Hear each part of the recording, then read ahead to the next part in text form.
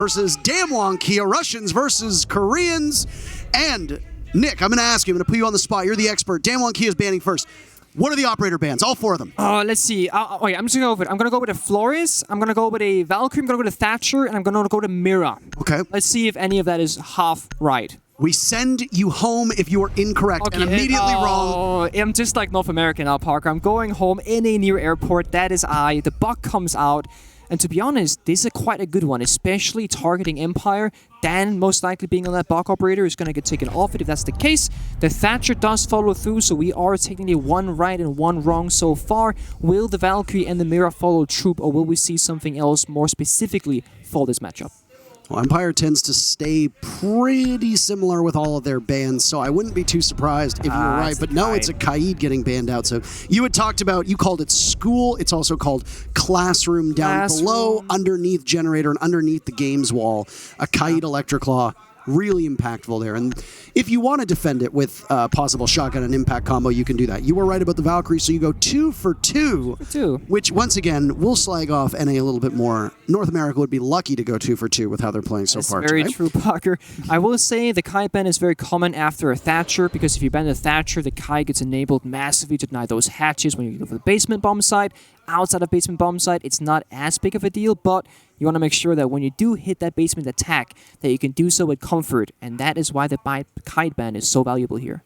Well, it looked like for a moment there, DAMWON, Kia, we're going to lock in the double dorms bomb site upstairs, but they say no thank you. They're going to go down to laundry and supply instead. This is known as one of the 1A, 1B style of bomb sites. You either have that top floor or the bottom floor, and then you can play.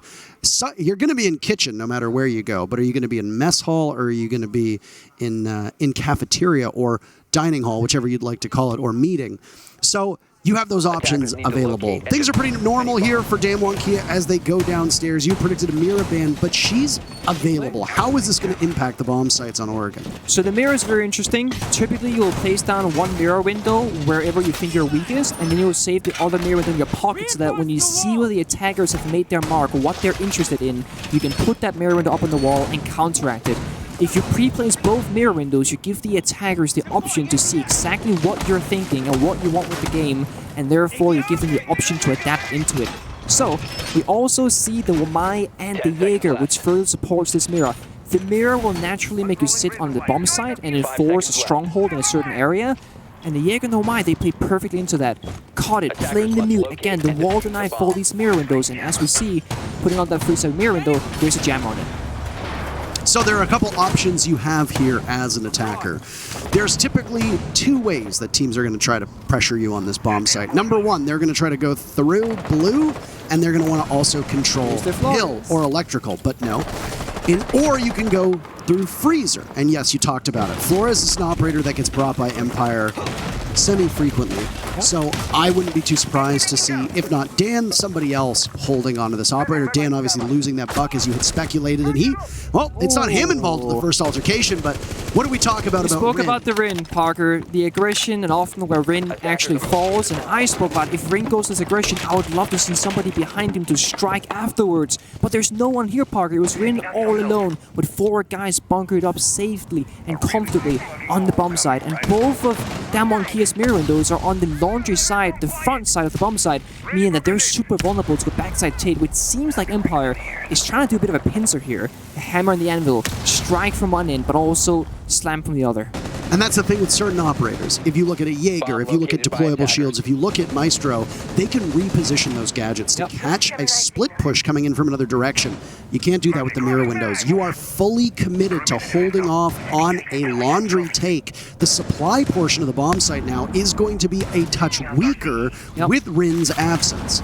It is, and we spoke about the man count being super important. The Empire is going to be super happy having that one extra gun in comparison to DAMWON, because they're going to need it once the execute comes through.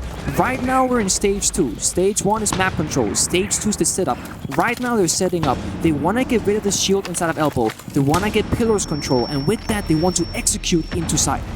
Well, Katsang trying to waste as much time as he can. Over by Blue, always will be the one to rush in that direction. Being joined by the Hibana of Shepard as Empire's full execute is going to come from the back of the map. That's going to look over towards Supply as we talked about. Oh, look at Jazz. Nice kill from Yas. Always goes down, but traded out immediately. That's the top performer, and you need a big performance from Yas for DAMWON to stay in this, especially if Rin dies early. Still utility left for DAMWON to throw on down. Bullets go just whizzing over the head of Coded, who prone with a shotgun is in a very powerful position. But you can get very easily tagged, and there you go. Spotted out. Shepard finishes him off. Empire has control of the back of bomb site. Katsang tries to hold it together. Can't do it. Simply too many bodies to watch, and Empire bulldoze their way to the first round.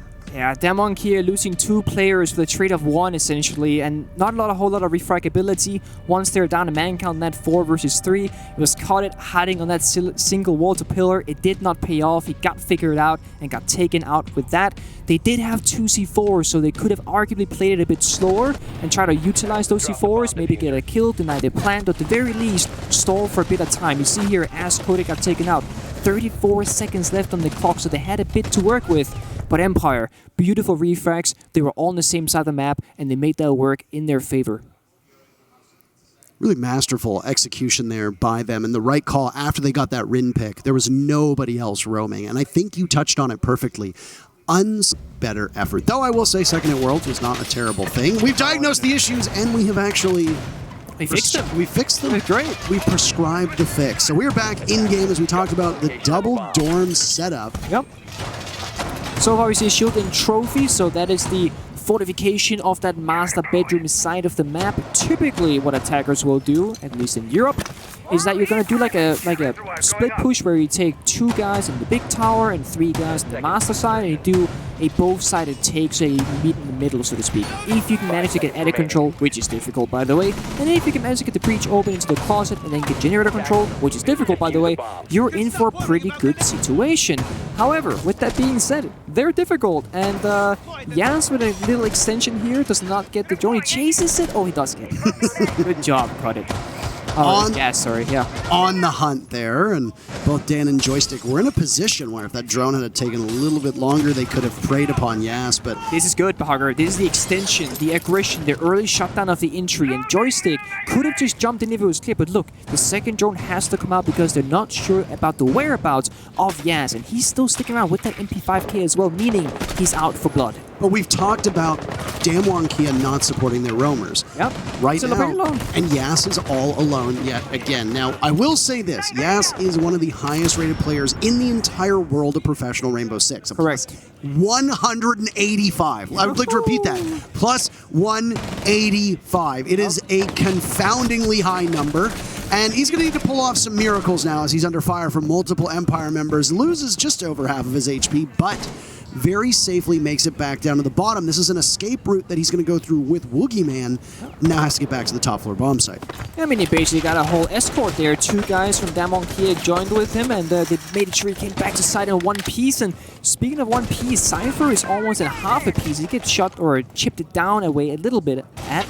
And they're going to make their way into the master area with armory control, and we'll see if Rin can get that same support from his teammates. Playing off of the soft wall inside a bedroom. Rin not positioned too far off the bomb site. Go back. So 5 versus 5, minutes 20 to go. Now Empire has to start working on these breaches. They just got attic opened up, and they'll be rotating around to see if they can do the same to the master bedroom closet. And once both those breaches have been opened, it's about the setup. You need to eliminate the crucial positions. Look at Katzen and Codit. They're looking for something here. Flores drone comes out, takes out the shield as well, and that's going to do some good damage. Perhaps get the ADSs next as well, and then you're in for a great party. Nuke Jammer will, of course, put a stop to this breach, but... Oh, nothing yet, but something's coming, Parker. They gotta get rid of this Nuke Jammer. That Rotero drone will go off and likely take the alibi clone that was positioned there, but it pushes Rin off of Rin's spot back into the B bomb site. Final 40 seconds now of action, and the impact grenade from Katsang misses, but the guns don't, and there's an opening pick. Traded off swiftly by Empire, all for naught. Down he goes, but they're gonna trade back and forth. Yes, still allowed to just exist in this position. Joystick down below, completely unaware of Woogie Man. You need to check your blind spots, young man. Empire now trailing a 2v4 with very limited time remaining. DAMWON Kia putting in a spirited effort here, but Rin doesn't understand that Dan is taking control of Attic. Long side Shepard, they'll burst in with 5 seconds left. Defuser far away. There's no way they're going to be able to get this one down, and the clock will hit 0. Gunfire exchanged by teams, and 5 players still ultimately alive, but the clock ends it and gives DAMWON Kia the round. The fortunate thing for DWG Kia there is that the free kill that Wookieeman found on bottom right was crucial, because once that kill was found, the last 2 remaining players from Empire were both stuck on the big tower side of things in Attic, which means you don't have the pins anymore. It's just a one-way push, and they don't have the Defuser, and there's Banshees, and oh, it's a mess. I will say, Dan had a nice entry, took care of Rin inside of Dorm's bedroom, but it was not enough. 1-1, and looking a lot better. And I want to emphasize the early roam from Yaz. Just, it seems so small, but going into the big tower stairs, denying the drone, stopping Empire from going super fast, ultimately, they ended up reaching the wall and generator with like 30 seconds left. And that is due to the fact that Jazz managed to waste so much time earlier on. So it really plays a big effect in the bigger picture. So, DWG Kia, even though they lost Laundry Supply Room, they're not particularly interested in going back down there. They're going to head to the middle floor. We talked about the viability of this middle floor bomb site. And I say bomb site because in a lot of ways it does kind of act as one gigantic bomb site. Whether the bomb chassis is in mess hall or in meeting hall, it doesn't really matter. Usually, the same level of map control needs to be applied. Teams are going to look to go and get that Defuser planted in the fringes. Meeting is where the Defuser will get planted more often than not. We do see it switch up sometimes in kitchen. But this is where that buck ban could come in particularly good for DWG Kia, because when you want to take control of this bomb site, one of the first steps through the middle, what you're talking about before you get in the execute, is taking control of dorms from above. And yes, a sledge can do that work, and that's exactly where Scyther is. But Buck is also a formidable operator. They are an uncomfortable one for Empire. It certainly is, and outside of Scyther on this sledge, they don't really have any vertical play at all, so let's say in a world where DWG Kia manages to find that kill, all of a sudden Empire has to change this strat. They've lost their verticality, so Scyther and a very important operator, and we should try and keep our eyes on how he does. No Flores on the board, by the way, and this was something that you talked about as well in the previous round. Instead, it's a Finka, the Russian operator whose pick rate has steadily climbed and has already seen a ton more play at this event than I think almost any other event that we've had, except for maybe the Lion Ying meta when Finka was brought out now. Yeah, the Finka also, something that we've seen is that Finka kind of originated in APAC as a region. And then slowly but surely with the Gone 6 changes, and of course now that she can heal players, before it was an overheal that would go off over time, now you keep the health that you gain. All of a sudden Finka is seen very much like her and the Iana. You get 2 grenades, 1 Gone 6, meaning you have 3 explosive each. So between those 2 operators, you have 6 explosives, which is crucial for these rounds. Well, you talked about the Yana in play. There she is. This Empire lineup has tons of throwables at their disposal. Look at that. 6 grenades, Nick. 3 flashbangs, and 2 smokes. There's an area breach, can opener, or claymore to be found. Empire clearing from below now as we're just past the halfway point here of round number 3. Teams both even with 1 round apiece. Empire's stack up is towards stage. They want to take control over there, and burning the ADS is a good step. They have some time until they'll come back. But now with the debris cleared away, always will have clearer access to the bomb site. Yeah, and you're saying on the Parker that meeting is typically where you see teams try and plant the Defuser, and that seems to be the same case here. Now, it did take a couple of nades, in fact 2 nades exactly, to get rid of that mute jammer, but Empire, they still have 4 more, and the players inside of meeting, they're stuck in these corners due to those long angles, but yes, finds the head of Shepard. But with the 4 nades still remaining, that is what they need to utilize to get rid of those crucial positions that they can work their way into side. As I say that, Dan finds Katzan. And Yas takes some damage in the process, by the way. The Wamai almost reduced to half HP. 30 seconds to go, but it doesn't matter how much HP you have. As long as you've got 1, you can still hold a gun. And that's Yas's second kill, on to Always. Boogeyman looking deep. They've got full coverage of this meeting, and down goes Scyther 2. Dan in a 1v4. DWG Kia looking so strong and coated. Adds insult to injury as he picks up the final 2 kills. And DWG Kia grabbed the lead. DWG Kia are fighting back. When they got that breach open and find those kills on the Team Empire, they said, we're going to take the fight to you. They pushed up the green hallway. They swung the breach. They even got a shotgun kill, Parker. And they made a beautiful beautiful decision in choosing to punish Empire by not making them comfortable for a single second once that breach was open. Empire was a little bit linear on that attack They were. as well. Their whole focus of the attack was confined to the hallway leading to the back of kitchen and then the back of attic. There was no real split push potential for them. They weren't taking any control up inside a main lobby. They didn't focus mess hall. They didn't focus security. So it was relatively easy for DAMWON Kia to just hold the positions they were in and force Empire to funnel themselves in based on their strategy. And I do wonder what Empire's overarching idea was. Did they just simply want to take gunfights once things were opened up? Because we didn't really see any smokes go off. We only got to see one grenade really do any significant damage, so there was lots of utility that wasn't expended from Empire. It's very true. I think it's a mixture of things. So things one, the ADS positions that round from DAMWON Kia were perfectly a push that Empire chose to go for. They lost half their projectiles, 2 ADSs and 1 my discs, and yes, they did get 1 grenade kill, but outside of that, it happened very quickly. Once the opening kill came through onto Shepard, the entire round was over in like 15 seconds. So I don't think Empire expected the aggression necessarily. They were still setting up, they were still clearing out the areas that they didn't like DAMWON Kia to have. And because it went so fast, DAMWON Kia got the better of it. Empire's reverted back to the lineup we saw last time around, and we might see a mirror matchup as it's a downstairs defense for DAMWON Kia. Rin will be unsupported on the roam yet again right now. He has to rotate. So he does not have support and presence of a player, but at least he has some help from a rotate to help him move around the map. And of course, I would love to see if DAMWON Kia could extend up someone from a different staircase, but no. Right now, everyone is sitting all the way back on site. I hate to see it, Parker. Rin could just be a sitting duck at this point, but a lot of roamers will deliberately try to waste time, and oh my, okay, well... That was interesting. He jumped out the big tower window, made his way back into the big tower, and nothing really came out of it. Dan survived, Rin survived, and now he's back on site. Well, down goes one of the Rotero drones. First bit of debris will go a little bit farther, and there's a proximity sensor, proximity alarm from the defenders there that could have been taken out as well, but I don't know if it had been droned just yet. First hatch gets opened up. The focus from Empire, the last time they attacked this site, Nick, was the back. They focused blue, they focused supply, but that's also because of how much utility from the defenders was focused over on laundry. And with Woogieman playing that Mira, it's safe to assume that DAMWON Kia are following that similar path as in the very first round. I think because Empire haven't found a kill yet, because they killed Rin the first time around, they're not exactly sure 100% where they want to push. So right now they're just pushing buttons and seeing what happens. Will it be a backside take? It does look like they're favoring the backside, and with this... Oh, it's so close. Rin barely gets away. But that means that Pillars is now clear. Empire has a drone in there. They have 2 in fact, so they know this. I would not be surprised if they choose to go for the same attack again. My, and so Dan's Rotero drone will go out and open up some of the wall, and boom, there it goes. Further access and clear passage for Empire. Another Rotero drone is now going to go out, and Dan putting all of this utility to good use.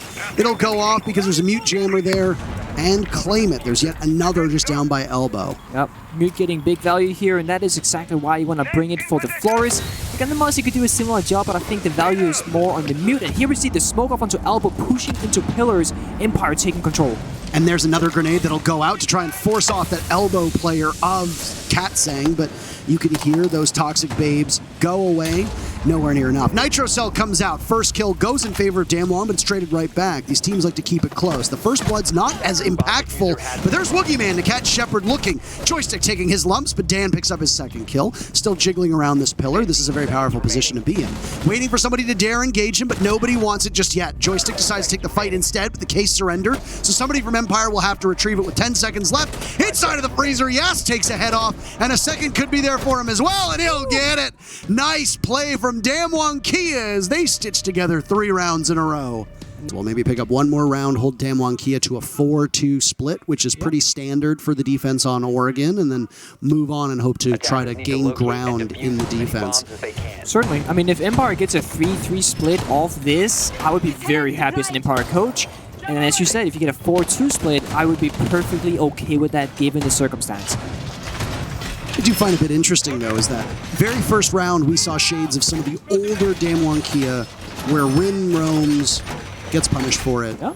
Round goes to Empire pretty swiftly, frankly. Very quickly. The next 3 rounds, all of the opening kills went in favor of DAMWON. Now, 2 of those rounds were immediate trades, so there's nothing really gained at that point. But still, the big story is that DAMWON is not giving up that first pick to Empire and not allowing Empire to gain that small foothold from which they can then gain even greater map control off of. Yeah, I think they're doing a good job recognizing that they can keep doing what they wanted to do with a slight adjustment, and that was kind of the support. And it's something that they've been continuing throughout the entire match so far. We see Wookieeman all the way in Armory, Rin is nearby, and we had, I believe it was Yas again in that big tower that he so loves to play in. So they're keeping up the same pattern. They want to make sure Empire doesn't get anything for free, or at the very least, don't get too much for free. One thing that we can say about a team like DAMWON Kia is that all 5 of these players are capable of going toe-to-toe with Empire in a duel. Yas right now, low-hanging fruit. We got to mention it anyway. 7-1 for Yas at this moment, and we're only starting the 5th round, so that is a pretty fine KD to have, and that keeps in keeping with his +8, 185 in APAC, which once again is an absolutely astonishing number. It is. The 1.81 rating overall, I believe, makes him, I mean, one of the highest rated. Dare I say, probably the highest rated at this point. Very well done for him. See Empire making the same approach. This time on an Armory side, focusing down and Joystick trying to make something work, but Wookieeman has a plan of his own. Looking for the flank, the drone does not seem to have found him. Wookieeman doesn't want to go for it. He plays it safely, goes back into meeting. Maybe he's going to meet up with Jazz and make it a 2-man combo. But he had an opportunity there, Parker, to take out Joystick from the flank. And I don't think anybody saw him. I don't even know if the sound was made, but Rin from inside of Attic, playing on this Wamai as we had talked about, instead of the Jaeger, still going with the same denial, gives DAMWON Kia their 4th first blood in a row. And this one will linger for quite a while. Joystick needs to be a top performer for Empire. He's sitting at a 2 and 4, and there's no Gon 6 and no grenades from that Yana anymore. Yeah, I'm curious about the situation because we still have this jam on the Jin wall. Joystick was on Armory stairs. Surely he could have gone outside the school window or classroom window, opened up the generator window and naded this jammer, because you see always he's trying to open up the wall, but they need this grenade first. And with Joystick getting taken out, now Cypher has to walk all the way around, make his way downstairs, and he has to be the one to clear this jammer. So much work, Potter. And there it goes, and they get it perfectly. Katsang looking to impact trick it, and he nails it. Those are the sexy things you don't see on a scoreboard right there. Another thermite charge in hand, by the way, and if I was Empire, I'd be pretty miffed. But can he go 2 for 2? Yes, he can. That's every support player's dream, isn't it, Nick? Yeah, I mean, you can keep track of the kills, the injuries, but those things do not go on a scoreboard. As you said, Parker, but the injury from Cypher does indeed. Carter shuts him down. We're now in a 3 versus 2 side execute. And Empire trailing right now, always with Defuser in hand, 10 seconds left. He'll be immobile in order to get this one down, and, well, immobile indeed, because you can't move when you're dead. Coden and Wookieeman adding together for those final 2 kills, and the timeout does not immediately work for Empire, Nick. It's 4-1 for DAMWON Kia. I mean, I gotta say, remember, it was Empire's timeout, but DAMWON Kia, I believe, are also fully able to communicate, which means an Empire timeout is also a timeout for DAMWON. Now, the last time they played up in the Kid Storms, they actually tried the same impact deny, but they missed. This time, it was so close, always almost had the wall breached, but the very last second, it got denied, and I thought, that's great. But you know what? He did it again. 2 for 2, and Katsang single-handedly putting this round in the backpack of DAMWON Kia. Now, we talk about there are contributions that players make that aren't on the scoreboard. Yes. One player in this match in particular is constantly talked about like that, and that's Shepard. Yeah. The intangibles, the things that come with a player that can't be given +10, +20, etc. When you see what Katsang just did, or sorry, when you see what just happened ultimately with those grenades onto the wall in gym, those 2 impact grenades arguably are the most valuable secondary gadgets that exist in that round. You have now saved your team from having to contend another avenue. You have prevented your opponents from the easiest way in to get a diffuser planted. And now with the dying seconds of the round upon 20 to go, Empire has to completely shift. Like a cruise ship, they're not particularly agile, with 20 seconds left, and then go in through the narrow doorways with no destructible material on either side. And they just get picked off one by one by one. And Katsang's contributions are aren't going to be shown on the scoreboard the way that they need to be, and that is a defining round victory for the fact that those impact grenades did all the work.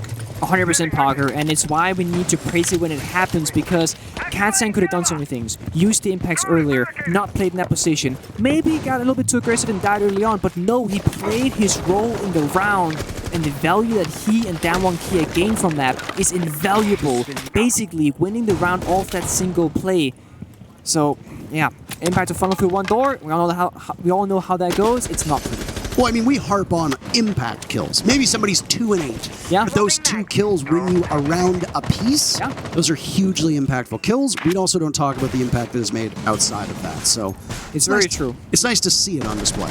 No, it is. I mean, you can have a player with 10 kills who's gotten a lot of exit kills throughout the rounds. A guy with 2 kills who's won 2 individual 1 versus 1 clutches, essentially. So you can't just look at the number and be like, it's a high number, it's a low number. The context of those numbers, they really matter.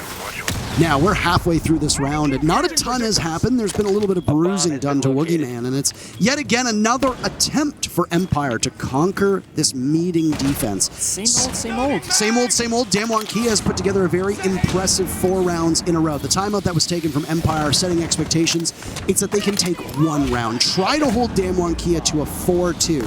Katsang right now is in the crosshairs, though, quite literally. His grenades will go over, and he gets finished off by Joystick through the drone hole. That's a bit unfortunate. Yas is the next one in the line of duty, but a flashbang is going to go out, blinded for a second as he scampers off. The back of meeting is prime for the taking from Empire as they find their 2nd first blood thus far, and will continue to expend some utility to try to clear out DAMWON. I mean, these were my disc and ADS are doing so much work, but when you swing like Jazz does and get shut down by Cypher, it does not matter. And meanwhile, always starts the plant. This is the execute from Empire that we did not see the last time, but the C4 from Carded, it comes out. Shuts down the plant, the flank is unsuccessful. 4 versus 1. Empire might just have this round in the back. Woogieman gives his position away over by Flag, and that is as good as he's gonna do.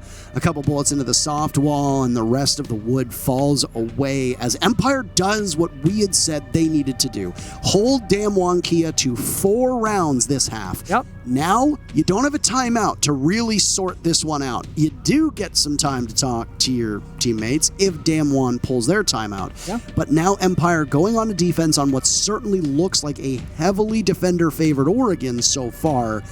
You need to run up the score if you're Empire. A 4-2 scoreline from Empire answers back, sends us to overtime. They need to be 5-1, virtually perfect, in order to put this away without needing extra innings. That's very true. I'm very curious to see if DWG Kia will play the Flores. And we do see a 6-pick from the Mavericks, so a similar fashion as Empire. However, with the Nomad addition as well, so perhaps DWG Kia are the one that wants to keep Empire in check on that roam clear. So, it'll be a similar fashion as we saw DWG Kia starting the basement, so is Empire also bringing out the Mira and the Mute. Again, this goes in great favor of Flores and the defender-sided situation. Probably gonna put that smoke shield inside of elbow with some ADSs. Really standard stuff so far. And looks like DWG Kia might be setting up for a big tower take just like Empire did, which seems to be the favor for most teams, to be fair. Well, teams have abandoned the freezer take, that's for certain, and I wonder exactly what the idea behind that is.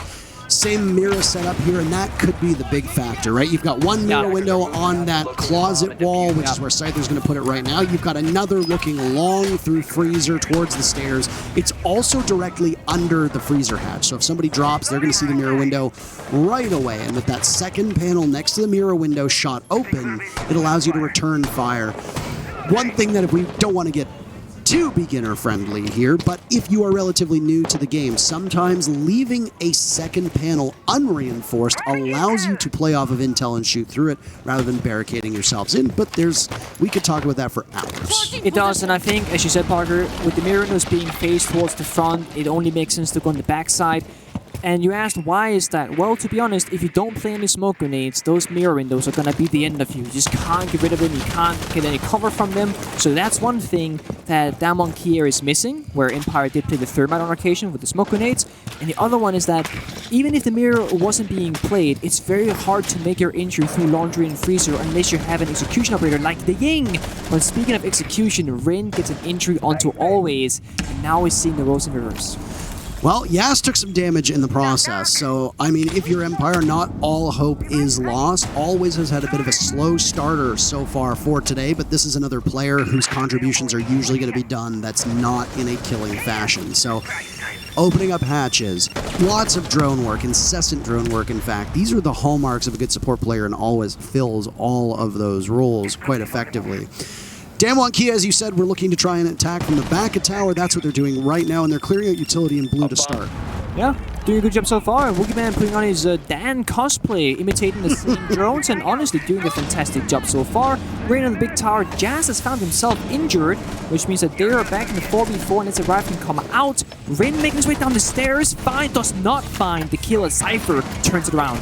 Rin just a little bit too cocky, maybe, but Empire starting to stack up kills. Yas was brought back alive, good enough for a single grenade. So technically it goes off from the grave.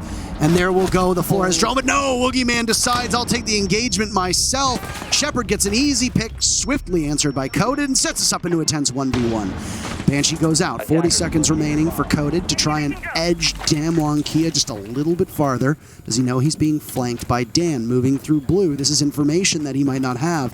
And if he doesn't, there are the pings. Coded might be unaware of the fact that a dagger could be stabbed in his back at any moment, but no! Coded had the information. What a beautiful play. And he shuts him down as DAMWON Kia take their very first round on attack. First, the turnaround onto Rin, now Carter doing the same thing to Dan, who was on the prowl, looking for that kill. What an incredible round, Parker. It seemed like DAMWON Kia pushed the go button a little bit early, trying to catch Empire off guard, but Empire almost seemed so ready for it with the turnaround, and they honestly, given the situation of being in the 4 versus 5 from the side of Empire, I think they did a really good job bringing it down to a 1 versus 1. Yeah, really remarkable stuff. And I mean, that miss from Rin is semi-uncharacteristic. Yeah. Woogieman wanting to take the engagement here. Yeah. Sees an opportunity on Shepard behind the deployable shield, and Woogieman, instead of using the Flores drone, decides to take the engagement. Why?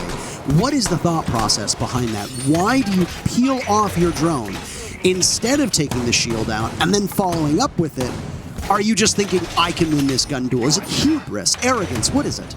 I think, so what he did was that he put the drone on the ground and then it auto drive straight ahead in a straight line. And I think it's because he wanted to play for the kill. He didn't want to kill the shield and have the guy run away and maybe reinforce the wall off. He wanted to catch him off, find the kill, put himself and his team in a 2 versus 1 to set them up for success, rather than to just gain the ground. Because let's say that he ran away, the shield got destroyed. Well, Team Empire can just walk back through the rotate and they can still play there. So ultimately, if the shield is gone, DAMWON Kia didn't really gain much from it because Empire still owns that territory. Fingers for the kill. We've been shining such a bright spotlight on Yas that very quietly Coded has assembled a 9-2 score himself, and largely does so on those thankless roles that we talk about, these support-oriented roles, but I mean, it's not unusual to see a Hibana frag out on attack, and Coded was playing that floater flex role on defense, so there was different application there depending on the operator that Coded wanted to go off of. Right now, the kills, though, for DAMWON Kia coming much easier, and with the exception of that miss that we saw from Rin, largely out-dueling Empire in 1v1s. No, yeah, they're doing a great job, and I mean, as you said, the Hibana is like what I would call the secondary support, whereas like the Maverick and the Thermite is the primary support. So it's not uncharacteristic to see Coded with so many kills, but again, he only has that many kills because of his skill and what he's been able to do so far in this game. Something that always in Rin, they're a little bit further down the bracket, but I hope that they will find some gunfights of their own. Rin does have that 1 entry from the first attacking round, so that 1 kill was good in value. So we're just over a minute now into round number 8, and this is where things will begin to get tense for Empire. If you believe that this is a defender-sided map, and we have every reason to believe that thus far, maybe it's just a DAMWON Kia-sided map at the moment, but Empire need to be able to start picking up rounds very quickly. Like we said, the magic number for Empire is 5-1. If they want to win this without going to overtime, they need to win every single remaining round. That is a very tall ask. So I'm a bit curious, Parker. You saw the shield and the ADSs that we found inside of Trophy where Yas is standing. Empire has completely giving up that ground without even attempting a fight. They just said, you know what, this is too risky, we're gonna fall back to side, play it safe, there's only a minute left on the clock. So if DWG Kia can do great things in this next 1 minute, I would say Empire made the wrong choice, but assuming that DWG Kia will get pressured by the time, a wise choice for Empire. Rin governing now, big window, as you said, just under a minute to go. Long sight line over towards White Stairs. Joystick punished by Yas. That's double digits for the star player from DWG Kia. You see catching And okay! 2 kills upside down from Katsang. He catches him looking, but Scyther does his own double, followed up on by Yas. 11 kills for DWG Kia. That's offside, Parker. Always down below, Nitro Cell in hand. Can he get Rin? No, miles off, but his retreat will be heralded. Koda gets the Defuser down in time, and the clock will now start ticking. DWG Kia in firm control here. Nick and Yas picks up 3.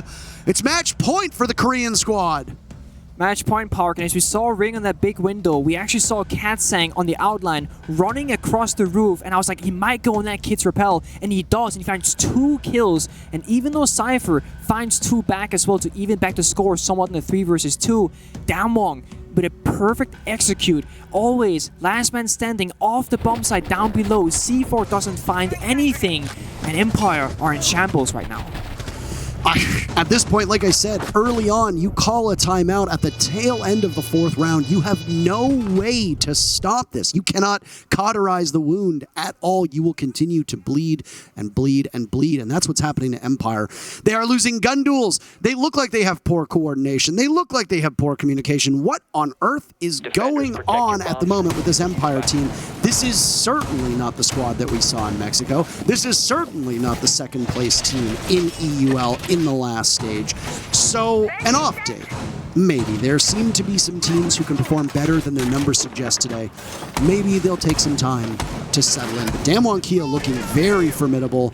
Empire can still win this match, by the way. They need to win all 4 of the remaining rounds to kick the match to overtime and then prevail there.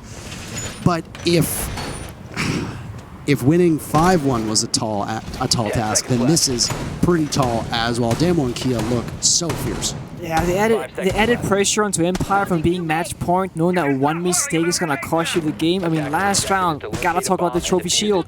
There wasn't that much pressure. You still have some mistakes you can make, but they just ran away. They gave it up. They had a good position, chose not to take advantage of it, and then DWG Kia said, well, if we get it for free, we'll take it for free. And you saw what happened. So, it is the first game. Of course, every game matters, but I was expecting more confidence from Empire. If anything, in the first game of the stage, that's when you start getting comfortable. Take some gun duels, get comfortable in the setup. You know, take some gunfights, see what comes out of it. But Empire does not seem to play with the utmost confidence that I expected. Well, I mean, so much for a defender-sided map. It certainly doesn't look that way. Empire's going to go back downstairs to Laundry Supply Room, the 2 bomb sites in which Empire will likely have the most success. They've already played and they've lost them both. There is a reason why this was statistically their worst map before today. You thought that it was maybe a neutral bomb site, the Switzerland of maps, dare I say it. Yeah. But it certainly doesn't look that way at all. Empire are getting pulverized in just about every single category. I mean, you say it doesn't look that way, but if you look at the strategical play at hand, they are playing the same bomb sites in a very similar fashion, and the same goes for attack. So the conflict 50-50 still applies, but DWG Kia, of course, doing the better part of their job. Drone work on the back stairs, as always, will hold off whoever he finds. In this particular case, it's Rin. Neither player have particularly good stats right now. Always doing more off the scoreboard. There's an air jab there. That little ringing, chirping noise will give them away. Chichu. Is that the sound? Yeah, chichu. Okay. I think the motion scanners you spoke about earlier? They say beep boop. It's a beep boop. So, yeah, and then Benji goes... Were you with us yesterday when Dez was talking about the sound that trains make? Yeah, it's like some weird sound. Yeah, I don't even want to imitate it, but it's definitely not. I don't know what it's not what train sounds like at all. That's absolutely not what trains sound like. Anyway, if you hear the sound of a runaway freight train, it might in fact be DWG Kia now, as with the final moment to go, Nick, they are in the driver's seat, quite literally, and that locomotive is out of control. Empire, the unfortunate casualty at the moment. Still hope. All 10 players upright and alive in the server 40 seconds. Here we go. Katsang is just in the middle of the site, finding their kills. Joystick opens things up, traded off by Rin. So damage being done, but you can see some orange mixed in with the blue. Empire trailing. Dan makes it equal numbers. Woogieman and Yas, but you've still got Yas left 13-4 with 30 seconds to go. Scyther playing this shrewd angle. He sees it, but he's going to wait. Oh no, why are you holding off? Scyther doesn't want to give it away. That's why. As he lines them both up and knocks them down. A shrewd play as he had the information, and both kills are his. Empire stays alive for now. Beautiful trigger discipline, Parker. Being able to do that on match point when you need to win this round is phenomenal. He saw the gun barrel. He even saw Anna walk all the way into sight just to walk back out, and he held his finger off the trigger the entire time to line up the double and take the round for his team. I was gonna think for DWG here that there were gonna be no brakes on this train, but I think Empire just pulled down the lever. Really well done by Empire. So they take Laundry. The problem is now is you've got, at least if you want to complete this perfect rotation, and that's what needs to be done. You have to win Laundry a second time. And you also have to win kids' dorms and then one of those first floor bomb sites. That's why things get so challenging here. It seems so unlikely that Empire will be able to do anything with it, but we will keep an eye on it. In this case, Empire's next defense will be a bomb site they've already lost. They are now 50-50 on Laundry Supply Room. They must be 50-50 on dorms at the tail end of this round if they want to continue to play in this map. If not, DWG takes it 7-3. Upstairs to dorms we go. Nothing really abnormal from Empire's side of things, but a small change for DWG could be huge and a big consequence for Empire. That's very true, Parker. Woogieman has 6 pick onto the Ying, and do note here that they only have a single hard breach and cut it, which means this might be a more linear take from a single angle, but with the execution operator of Ying bringing out the smokes, bringing out the candelas, creating all this chaos, and there's no warden on the side of Team Empire, because why would there be a warden? So this could get very explosive, and this is the great thing about being in the lead. When you're up 6-3, you have room to work with, you have risks you can take, and you can play a little bit around with different operators, and that is what DWG are going for. Speaking of playing with, almost like cat and mouse here with Rin looking for entries, finding his way into the shower hole super quickly, but gets snapped off by Dan. Nice shot for him, tight angle indeed. And then is again, Rin very much off alone. He did have a drone supporting him, but there's no refrag, so that means 5 versus 4. Well, I mean, when you play like Rin, if you fly too close to the sun, after a while, you're going to get burned. And that's just the way it works. Rin is a player who definitely likes to cosplay as Icarus. And in this case, unfortunately, well, you end up in free fall. So DWG forfeits and surrenders that very first pick. Empire have been pretty decent, actually. They've got 4 of the 10 first bloods, though once again, a couple of those have been immediate trades.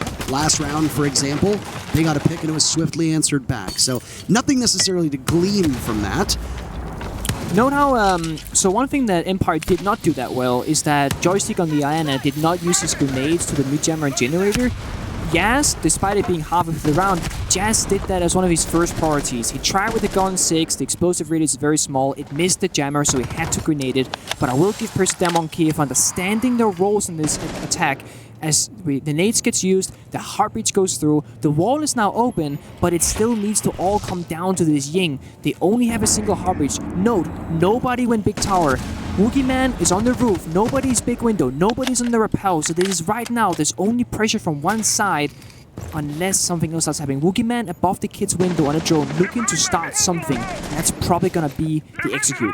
If you remember now, as there's a minute left, Nick, in the previous attempt here from DWG, which was successful. It was Katsang on upside down rappel with a big 2-piece Scyther to answer back. But before that happened, DWG were formidable on that mid-round. We're now aiming at the execute, staring down quite intently. There goes a Candela that looked like it got taken out, and Woogieman is going to be in a big 2-piece for Woogieman and immediately back out, it seems, but still under watch from that bulletproof camera. right now inside of Attic. Dan, Joystick, and always the 3 remaining players from Empire. One's going to have his attention over towards Big Window. A hop in now will be to the death of DAMWON Kia. Coded attempting a defuse, but no. Instead, out go the Candelas. A kill for Yas. 2 remain for Empire. DAMWON Kia right now in firm control, but Dan has something to say about that. No way you're taking this one away. I got 10 seconds to go. But Coded gets the Defuser down successfully. Dan in a 1v3, make it a 1v2. Katsang drop. Pivoting towards the Defuser, 40 seconds on that clock. He's got a lot of utility in front of him that's not going to be of much use right now, and another will get tossed on out. Limited intel for Dan, it would seem. Defuser in his gaze, but where are the 2 players from DAMWON Kia? One inside of Attic, yes, and it's Woogie Man, who's simply the better player in that duel, and today, DAMWON Kia are the better team. They take it, and it's a big victory for APAC. I would say, Parker, the Ying having...